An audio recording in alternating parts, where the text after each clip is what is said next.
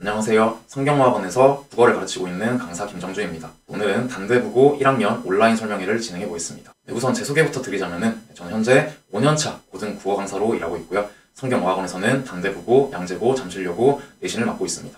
단대국어 1등급 전략을 출제 경향을 중심으로 두 가지 정도로 간략하게 말씀드리겠습니다. 첫 번째는 수능형 고난도 문법 문항이 많이 출제되고요. 두 번째는 부교재에서 문학과 독서 문항이 출제되는데 부교재 같은 경우에는 독해력을 요구하는 수능형 문항과 암기를 요구하는 내신형 문항이 모두 출제되기 때문에 두 유형을 모두 대비를 해야 합니다.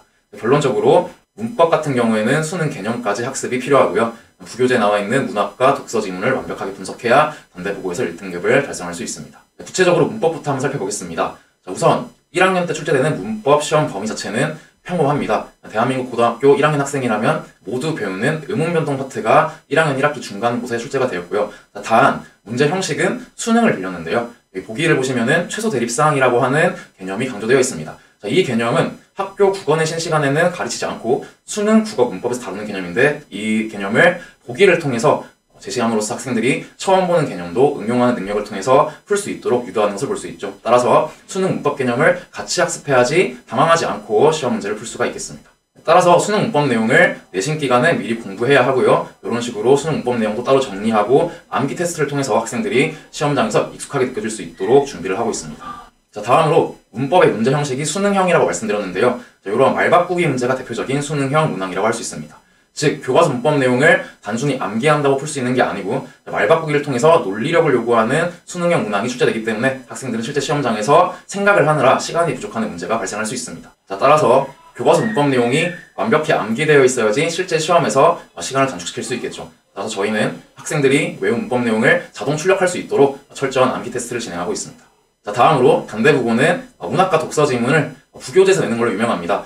작년 1학년 1학기 중간고사의 경우에는 모든 문학과 독서 지문이 부교재에서만 출제되었고요. 교과서 지문은 단 하나도 출제되지 않았습니다.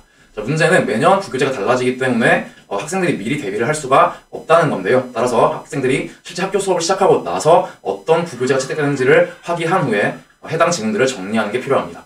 우선 부교재에서 문학은 수능형으로 출제가 많이 되는데요. 이 수능형이라고 하는 거는 학생들이 문학 개념어를 개념화해서 암기하고 그것을 부교재에 나와 있는 작품 혹은 새로 보는 작품에 적용할 수 있는 능력을 요구한다는 뜻입니다. 13번 문항을 보시면은 선지의 역설적 표현, 물음의 방식, 음성상징어, 명령형 표현, 감각의 전이와 같은 문학 개념어들이 쏙쏙 박혀있는 걸 보실 수 있으실 텐데요. 이런 문학 개념어들을 판단하는 공식은 이미 정해져 있습니다. 그래서 학생들이 그러한 공식을 이해하고 적용할 수 있는 능력이 필요하겠죠.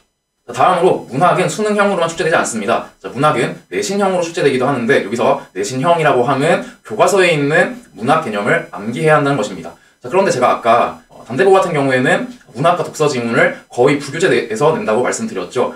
이때 단대국어에서 채택하고 있는 부교재들 같은 경우에는 다양한 출판사의 교과서에 나와 있는 지문들을 묶어놓은 거라고 생각하시면 됩니다. 따라서 부교재 안에 다른 출판사의 교과서 내용이 들어가실 수 있고 그 내용과 더불어서 단대국어에서 채택한 교과서의 내신용 문학 개념까지 완벽히 알고 있어야 합니다.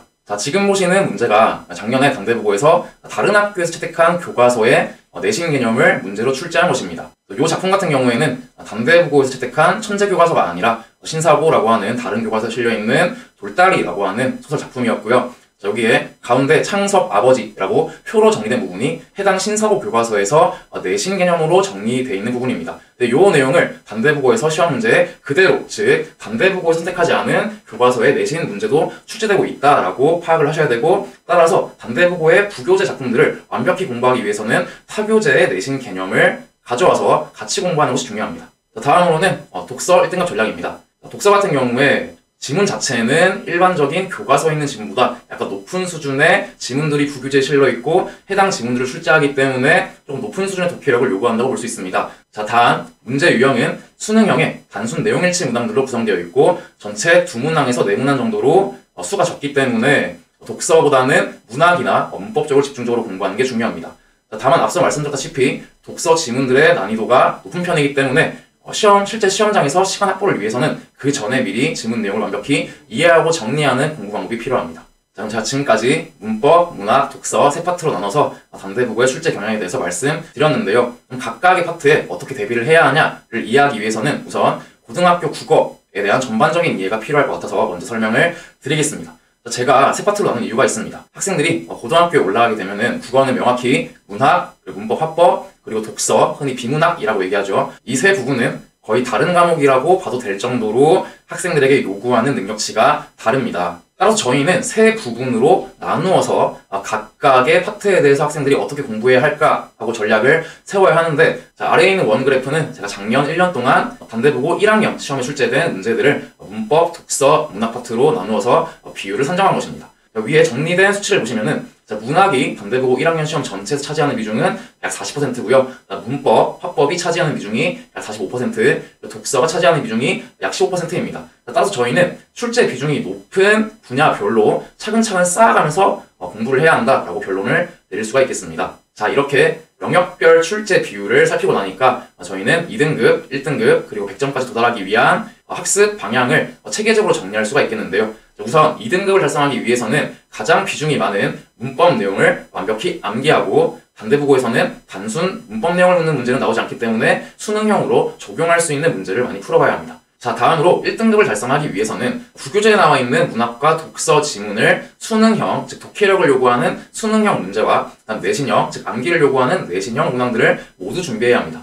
자, 마지막으로 100점을 달성하기 위해서는 조건에 맞춰서 단답형을 써야 하는데요. 제가 앞서서는 단답형에 대해서 크게 자세히 설명드리진 않았습니다. 자, 그 이유는 단대부고의 단답형 문항은 사실은 크게 난이도가 높다고 말씀드릴 수는 없을 것 같습니다. 자, 따라서 조건에 맞추어 잘 쓰기만 하면은 득점을 할 수 있는데요. 자, 여기에 있는 예시는 작년에 출제된 단대부고 기출 중에서 문법 단답형 문항을 가져온 것입니다. 자, 위에 파랗게 마킹된 부분을 보시면은 다음 답안 작성 시 반드시 기호 AD를 먼저 적을 것이라고 조건을 명시하고 있고, 따라서 학생 A처럼 A, B, C, D라는 조건에 맞추어서 학생은 4점을 전부 가져갈 수 있는 반면에 조건을 맞추지 않고 답만 쓴 학생 B 같은 경우에는 0점을 받게 되는 결과가 발생할 수도 있는 것이죠. 자, 그래서 지금까지 단대부고에서는 서술형 문항은 출제되지 않았고 모두 단답형으로 출제되었기 때문에 물론 단답형을 중심으로 서술형 문항을 대비하는 것이 맞습니다. 자, 그러나 2022년 개정 교육과정 이후에는 교육청에서 학교 선생님들께 단답형 문항은 줄이고 서술형 문항을 늘려서 출제하라라고 하는 요구를 지속적으로 하고 있기 때문에 저희는 서술형 문항도 언제든지 출제될 수 있다라는 생각을 가지고 미리 대비해야 한다라고 생각해 주시면 될 것 같습니다. 자, 다음으로는 저희 성경어학원의 단대부고 1학년 1학기 타임라인입니다. 우선 3월 2일부터 3월 9일까지 프리내신 수업이 총 2회 진행되고요. 자, 이 2회 동안은 단대부고 학생들이 작년, 재작년 2개년 기출문제를 접함으로써 단대부고의 시험 유형이나 혹은 개학 후에 중점적으로 학습할 수 있는 내용을 미리 파악하게 되고요. 자, 다음으로는 문법 미리 보기를 통해서 단대부고에 출제되는 수능형 문법 문항에 대비할 수 있도록 하고 있습니다. 프리내신이 끝나면은 3월 16일부터 4월 27일까지 중간고사 대비가 6+1회 진행되는데요. 저희는 이 기간에 미리 보는 중간고사를 3회 실시합니다. 정규내신 커리큘럼인데 1주자부터 주자까지 그리고 직전 총정리의 커리큘럼은 부교재를 어떤 걸 채택하느냐 혹은 학교 선생님께서 어떻게 진도를 나가시느냐에 따라서 달라질 수 있기 때문에 그 부분보다는 미리 보는 중간고사가 3회 진행됨으로써 학생들이 실전 감각을 익힐 수 있다는 점에 주목해 주셨으면 좋겠습니다. 자, 마지막으로 저희 성경국어의 철저한 관리 시스템에 대해서 말씀드리겠습니다. 우선 수업이 끝난 후 학부모님께 당일에 학생들의 수업 내용에 대한 피드백 문자가 발송되게 되고요. 이때 제가 직접 피드백을 작성해서 나갑니다. 다음으로는 클리닉입니다. 저희 학원에서는 테스트나 과제가 미흡한 학생을 의무적으로 클리닉에 참석시킴으로써 재시험과 혹은 모태형 과제를 모두 완료하도록 지도하고 있습니다.